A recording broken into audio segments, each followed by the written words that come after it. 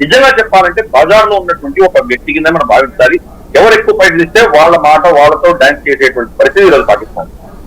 అది మనం అర్థం చేసుకోవాలి.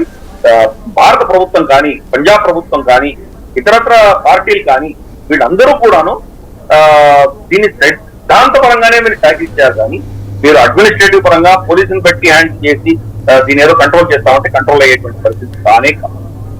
రైట్. ఇక మణిపూర్ పరిస్థితి ఏంటి? ఆల్రెడీ మొన్నటి ఘర్షణలు కంట్రోల్ అయినాయి అనుకోవాలా? మొన్న జరిగినటువంటి ఎన్నికల్ని చూస్తే ఏమనిపిస్తుంది? మణిపూర్ లో చాలా కాంప్లికేషన్స్ ఉన్నాయి అక్కడ కూడాను. మళ్ళీ మణిపూర్ లో చూస్తే కనుక అమెరికన్ ఇన్వాల్వ్మెంట్ ఉన్నది, చైనీస్ ఇన్వాల్వ్మెంట్ కూడా ఉంది. ఇద్దరు ఇన్వాల్వ్మెంట్ ఉన్నాయి. మాక్సిమం అక్కడ ఈ ఘర్షణలు జరగడానికి కారణం ఏంటంటే మియన్మార్ లో ఉన్నటువంటి క్రిస్టియన్ కుక్కీస్ ఎవరైతే ఉన్నారో వాళ్ళు మణిపూర్ లో వచ్చి మణిపూర్ లో అటవీ ప్రాంతం అంతా కూడా కబ్జా చేసుకుని అక్కడ డ్రగ్స్ తర్వాత వెపన్స్ అన్ని తీసుకొచ్చి అక్కడ పెట్టుకోవడము, అక్కడ వాళ్ళ కంట్రోల్ వచ్చేసరికి భారత ప్రభుత్వం సైన్యం వాళ్ళకు వ్యతిరేకంగా ఎప్పుడైతే ఉద్యమాలు క్యాంపెయిన్స్ చేశారో దానికి వ్యతిరేకంగా వాళ్ళు మైతీల మీద అటాక్ చేయడము, అక్కడ పెద్ద ఒక ఘర్షణ వాతావరణం చూశాను. కాబట్టి ఇన్వాల్వ్మెంట్ వాళ్ళకి వెపన్స్ ఎక్కడి నుంచి వస్తున్నాయి, చైనా నుంచి వస్తున్నాయి. డ్రగ్స్ ఎక్కడి నుంచి వస్తున్నాయి, మియన్మార్ నుంచి చైనా ప్రొవైడ్ చేస్తున్నారు. ఈ క్రిస్టియన్ కుకీస్ ని సపోర్ట్ చేస్తున్నది ఎవరు?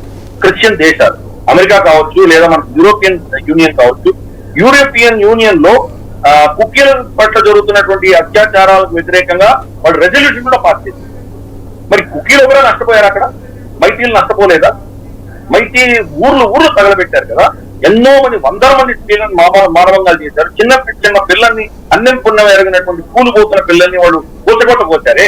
దాని గురించి వీళ్ళు నోరు ఒక narrative build Hindu practice Modi ప్రభుత్వం మైనారిటీ క్రిస్టియన్ కుకీలని ఊచకోతకొస్తుంది అని ఒక నేరేటివ్ బిల్డ్.